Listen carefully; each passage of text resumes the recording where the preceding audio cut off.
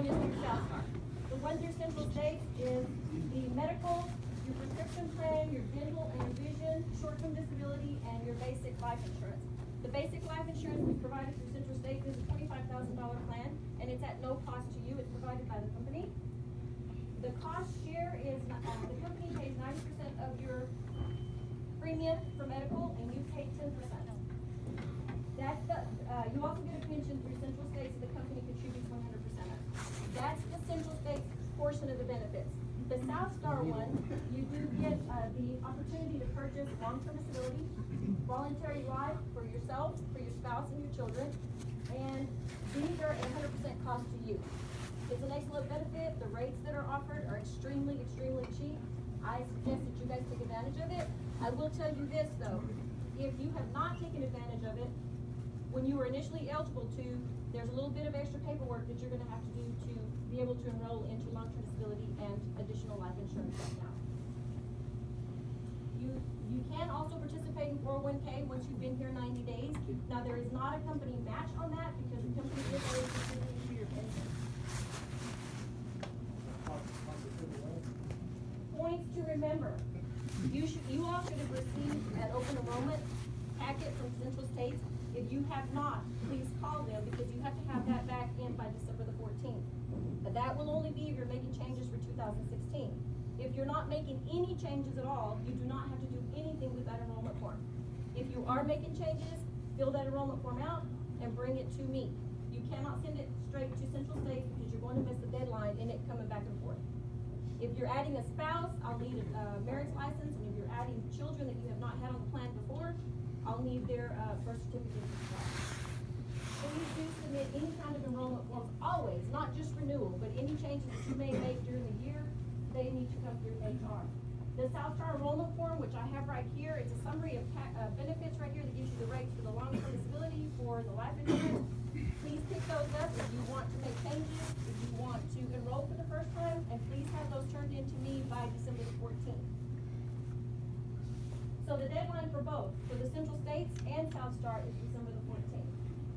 Last year, many of you received a packet that had some information on some insurance that you can purchase voluntarily through Minnesota Life. There was some incorrect information on there. Please remember that your basic life insurance is through Central States. It's a company paid benefit and it's $25,000. The Minnesota Life benefit is voluntary. And you elect it and you pay for that.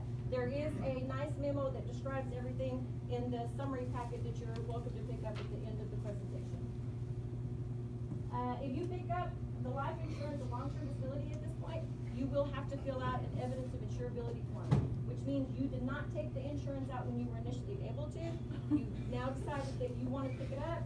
Now they want to be sure that you're healthy and that you're able to be insured. So I have those additional documents that you will need to fill out and get turned in to me along with the enrollment form. And keep in mind, December the 14th is the deadline on that. Please come to HR and check to see if we have a beneficiary form on file for you all. Not just for the Central States plan that automatically comes to you, but also the additional voluntary life insurance. We have to have a beneficiary form on file, or even an updated one. Maybe you don't remember who you put on there and you want to make a change, so come by HR and I'll be happy to pull what it is that we have. And if you want to make changes, great. If not, at least we know we have that. It's no changes mid-year unless a qualifying event. Whatever you elect now will be in effect all of 2016 unless you have a qualifying event such as you're getting married, divorced, adoption of a child, the birth of a new child. Those are the qualifying events that will give you the opportunity to make changes on your insurance. Otherwise, everything stays in effect until 2016. Most importantly that I want to stress you guys before I finish is if you have not received a new enrollment form packet from Central States, please call them because I know a lot of people have been coming in and telling me that they haven't received it. Those they don't come through us. The renewal does not come through us. Initial enrollment forms do. So if you need the number for Central States, come see me and I'll give you that information so that you all can call them and let them know, hey, I haven't received it. We also do not make address changes for Central States. If you have an address change, you have to call them directly and process the address change through them. Maybe that's why you didn't receive the packet. Also, one thing that has gotten a lot of people this year, if you have a newborn, you have 30 days to enroll that newborn. The birth of the child is automatically covered, but you have to come and fill out an enrollment form to add the child so that they can have benefits going forward. If you miss that 30-day deadline, you have to wait until open enrollment the following year. Okay, I know we're on a short timeline here, but if any of you have any questions, please apply HR and we'll talk about it. So repeat the deadline. You said December 14th. I think that's a Monday. That's for both enrollment forms, and even if you get the central states, like you said, at home, the enrollment form actually needs to go through LBF, okay? That's only if you're making changes. If you are not making changes, Everything rolls over. everything rolls over as you currently have it now. Okay, so come by and see me if you have any questions. Okay. All right, thank you, Elvia. Hope everybody had a good Thanksgiving and had maybe a little bit of time to spend with your family. I know you made it a great Thanksgiving for Kroger's customers. All I've heard from the management team is how you nailed it over the holidays, leading up to the holidays and after the holidays. So congratulations. We're here now to talk about the new attendance policy that will be effective next Tuesday, the 8th. We have copies here for everyone if you would like to pick up a copy of the policy itself. I will tell you up front, we're going to go into some of the changes, and I'll tell you up front that it is generally a stricter policy than we have today. And I hear your wheels turning. You're saying, why do we even have to have a new policy anyway? Wasn't the other one working just fine? We work hard out here, just one more thing they're throwing at us. These people that write policies in their offices behind their computers need to get out here and live the real world and feel it before they, throw out a new set of rules to it. You might be thinking, I have home life, I have family, I need to be able to have a work-life balance, and we're just making it harder. Okay, so I get it. I get those that you might have some reasonable and understandable concerns and resistance to a new policy. I understand that. On the other hand, let's put you in the driver's seat for a minute and let you think through maybe what you would come up with. If you were making the decision, if you were having to write the policy, what would you do? You know that you have a business need to have some changes because some things aren't working. You know that you want to provide support for the people that come to work and do the right thing. So what are you going to do? You have two objectives. You have to reduce absenteeism. You have to do that. And you want to provide a work-life balance. So what things are you going to put together? Right? So here's your situation in the reality. Under our old policy, we have some things that aren't working. For one thing, we have 10 points, quarter points really. So anywhere from 10 to 40 absences in that. That's a bunch of absences in a 12-month, 6-month period of time. We have a doctor's note problem. Let's just take a snapshot over a recent 3-month period. We have, we'll say 550 employees facility-wide that do, our employees. And so how many times would a person not be able to come to work because they're sick and unable to work that day? Over a 3-month period of time. How about 318 doctor's notes? That was July, August, and September. That's notes, not days. Most of those covered multiple days. It's improved some, but even in October and November, there were over 100 doctors for absences. We have some guys that have a habit of, not most of you, because I know most of you have good attendance, actually, but there's a few outliers that like to take a 2 or 3 week vacation above what their vacation time is, bring back a doctor's note. That's the point. Okay, there are a few of those. We have one guy I looked at this morning that has been to the doctor 17 times in a few months. That's one sick week. So, all right, so we've got that issue, and we need to resolve that. We also know that early outs and OT outs were killing us, and it's not fair to the people that are staying here to work for those, call-ins. And two, call-ins, as you know, translate to overtime, right? Call-ins means somebody else has to work overtime. Somebody else has to work overtime a lot, then they get fed up or tired, and then they're absent. And then that is more overtime, and it just becomes a vicious circle. So, you've got that going, and we don't want it to get to the point where we have to change the way we pay overtime to get things on an even keel. We don't wanna go there. So, think about it this way. Every week, but you're gonna have to come up with some solutions here. So, every week, if 5 people in that week call in, just one day apiece, that's 1 new hire. All right? So, we've got all these things, and need to take care of it. The thing is, when you're thinking about what you're gonna do about it, because you're making the policy, right? You're thinking, you know what, most of these guys come to work, most of my coworkers, I do, and most people come to work, so what's the issue? And that's true, most of you do. Most of you have good attendance records. Generally, this facility or any other facility, there's what we call, you've heard of the 80-20 rule. We make 20% of the rules for 80% of the people. It's just a fact of life. It just works that way. The 80% are not gonna be affected by this policy change. It's not even gonna matter. Nobody ever got high points anyway. They're not going, they didn't under the old policy, they didn't under, they're not going to under the new policy. So they take care of the job.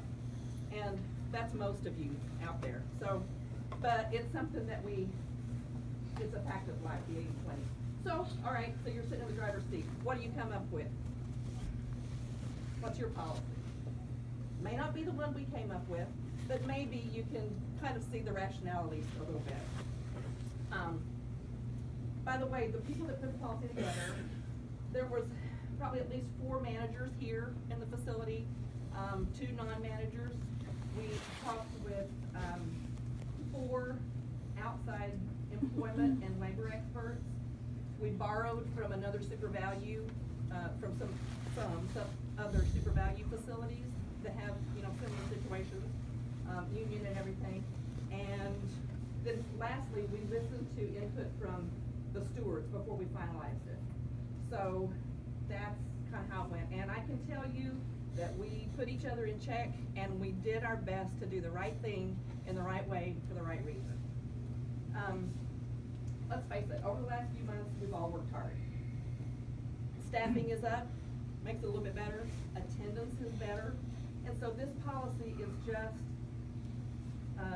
one more thing to solidify and enhance and upgrade our environment, so we never have to go back where we were in the summer again. All right, so let's get to it.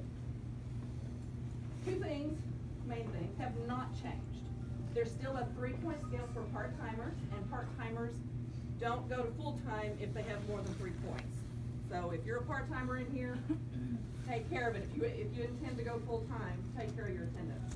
One of the things that is not changing, exactly the same going forward, is the 6-month credit. That means that if you go 6 months without a write-up, then everything 6 months and older goes away. All right? No change. There have been some changes. We are going from a 10 to an 8-point scale. That means there's a first warning, second warning, third and final warning before a termination. If you have to get there, that's 3, 5, 7 warnings, 3 points, 5 points, 7 points, and then 8 point would be the limit. We are doing partial points a little bit differently. Instead of in 2-hour splits of the day, it's 3 minutes to 1 hour is a quarter point. 1 to 4 hours is a half point. Anything over 4 hours is a full point. Okay, that's just a little bit different split. There is no longer a 3-month credit. There is a 6-month credit. There is no longer a 3-month credit. So every 6 months you get a point back. Let's save discussion so that we can make sure we get the information out. But I'm sure we'll have some good questions. So come by. Go to your steward. Go to your steward with those questions. So no 3-month credit, but the 6-month credit stays. We are also expanding the double points to. It's always been for OT out. It's now for all early outs. And it's also for holiday absences. That's the holiday and the shift before and after. All right? Another thing is doctor's notes are limited to overtime absences. Okay? Those are the changes, There's also some more positive changes, okay? One is that we have scaled it to where if you have consecutive day absences, and we don't care the reason, we don't want to, let's say you have the flu, okay, and you're home throwing up and so forth, and you can't come to work for a few days. We don't want a doctor's note. You could be home chewing bubble gum for all I care. But if you have consecutive day absences for any reason, you will get a full point for the first day, a full point for the second day, and for the next 5 days, it'll be a half point. That'll kind of give you a break a little bit on where you have to be absent consecutive days.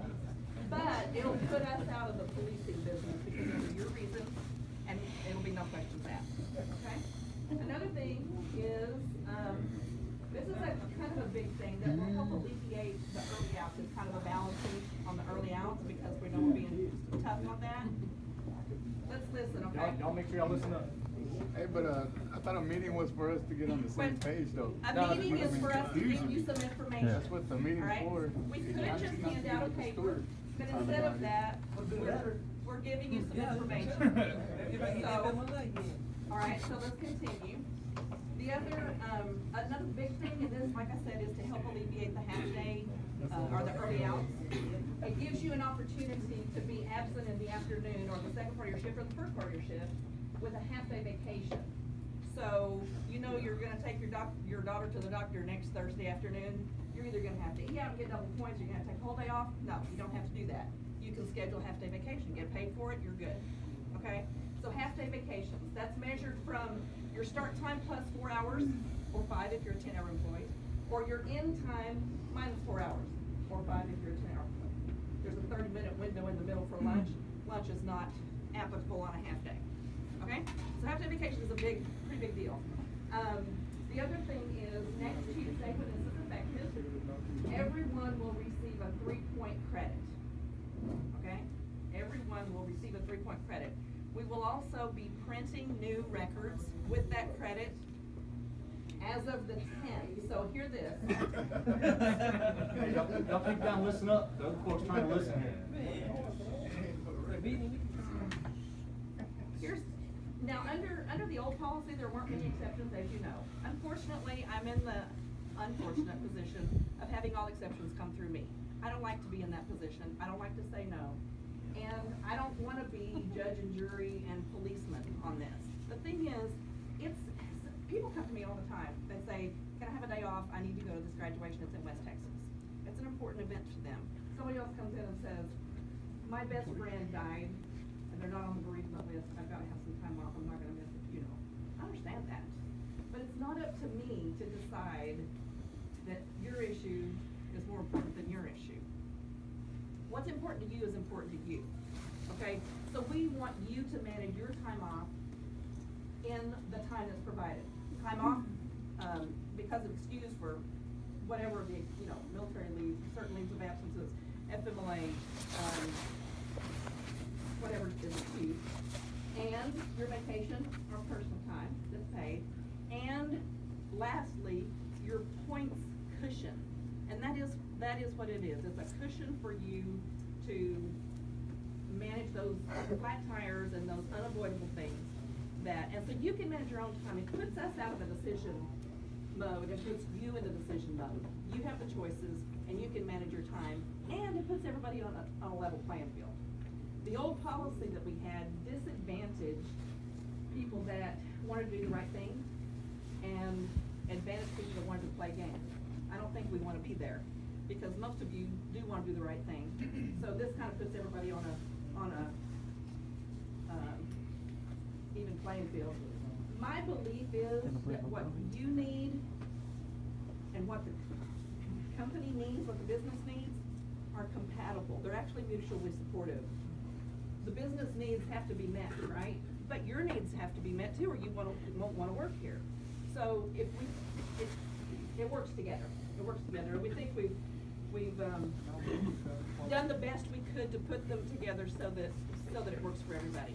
For those of you, like I said a while ago, those of you that take care of your attendance, which is most of you in this room, and come to work and do the right thing, this policy is not going to impact you at all. What about if you get sick? So, here's the changes, I mean, not the changes, but the, kind of a summary, what's next? It's effective next Tuesday, December 8th, until then, until the shift closes on the 7th, it is old policy, old rules, old accountability, whatever, okay? Everything will go in place. Don't count on your 3-point credit until you get your 3-point credit, and that's gonna be on Tuesday.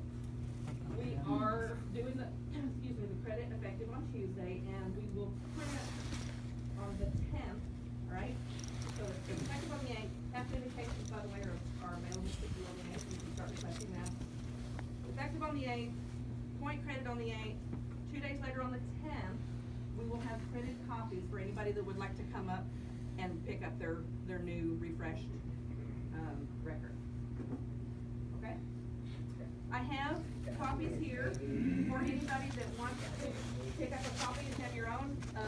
They're available for you, as well as the benefits package here. So thank you for listening and so forth, and like was said before, if you have questions, and I'm sure we'll have some good questions, feed them through your steward. We'll be talking with them between now and the time that the policy, excuse me. We just wanna ask the question right here while everybody is here, because if you have a question. We can talk to you afterwards. We can talk to you afterwards, because your question may not affect somebody else. It's an open door policy. Look.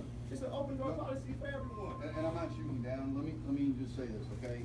And this is what I'm gonna ask this group to do, is I want you guys to just kinda take note of what you just heard, okay? And just absorb it for a day, okay?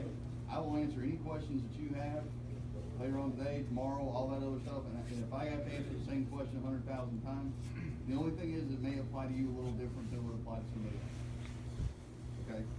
And one question, and it's just gonna spawn 1,000 different questions, and we're just gonna be here for 4 hours. I respect you for that, Okay. I really do. I don't know what I'm saying is that it's an open door policy, and we need to express what's going on, because this affects us all if we're a company. And we all in this together, we in this together. Not just one person just tell you what's gonna happen and how it's gonna go down, and then you have nothing to say about it. We just saying on an open scale, let's just be open about it, and then different people have their different objectives. And We're gonna be open about it with you. On it right now, on the phone right now. And Hey, we just don't want to do it right here in this setting. We're gonna be open with you all you want, today, tomorrow, and the next day. No, Just not in this setting. We're done, is that? I'm confused. That's all I want to say. But we're wrapping it down. I don't understand it.